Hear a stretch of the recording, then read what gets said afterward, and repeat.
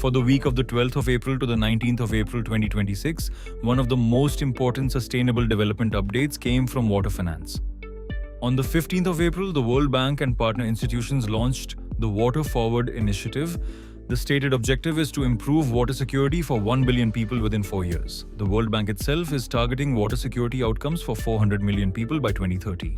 The practical significance is that water is being treated not only as a welfare issue, but as productive infrastructure. Expected investments include irrigation efficiency, urban supply systems, wastewater reuse, and planning in 14 water-stressed countries. A second development came from debt governance.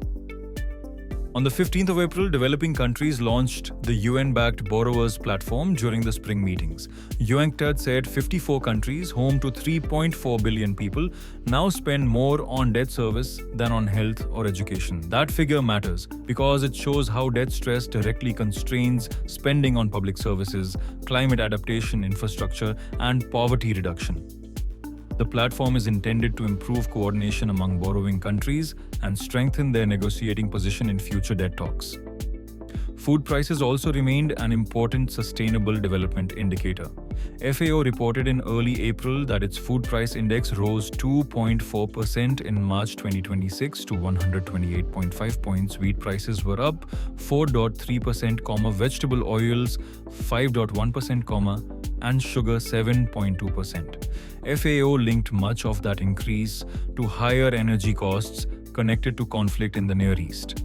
The practical implication is that food inflation is still closely tied to fuel markets, shipping risk, and fertilizer costs. Food security policy cannot be separated from energy stability. Another relevant story was in climate reporting for agriculture. Reuters reported on the 15th of April that the Greenhouse Gas Protocol's new land sector and removal standard is setting stricter rules. These rules affect how companies report land-based emissions and carbon removals.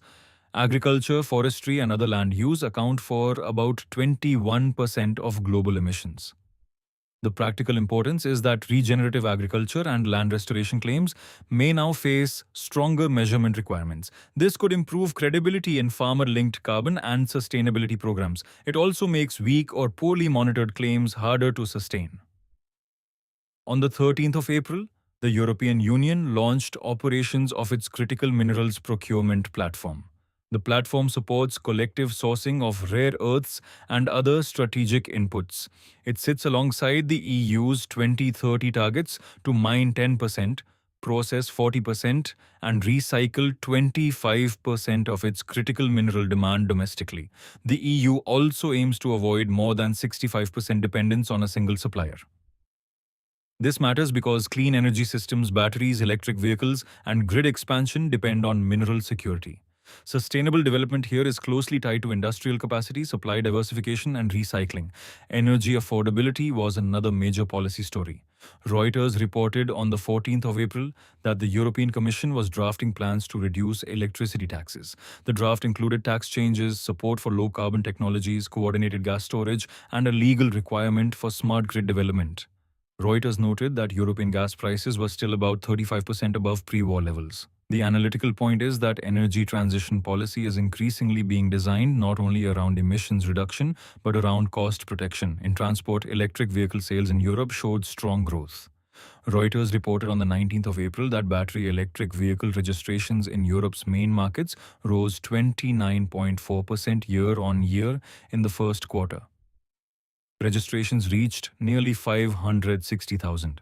While March alone saw a 51.3% increase to more than 240,000 vehicles. Electric vehicles accounted for 21.2% of all new registrations in March in the EU and EFTA markets covered.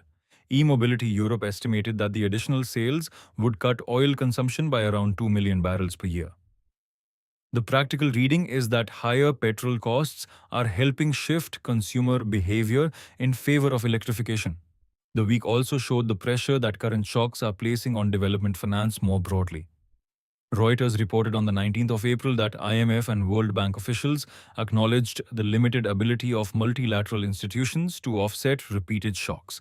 The IMF cut its 2026 global growth forecast to 3.1%. The IMF warned that a prolonged conflict scenario could pull growth down to 2.5%. For sustainable development, lower growth means tighter fiscal space. This especially affects countries already coping with debt service, import dependence, and climate vulnerability.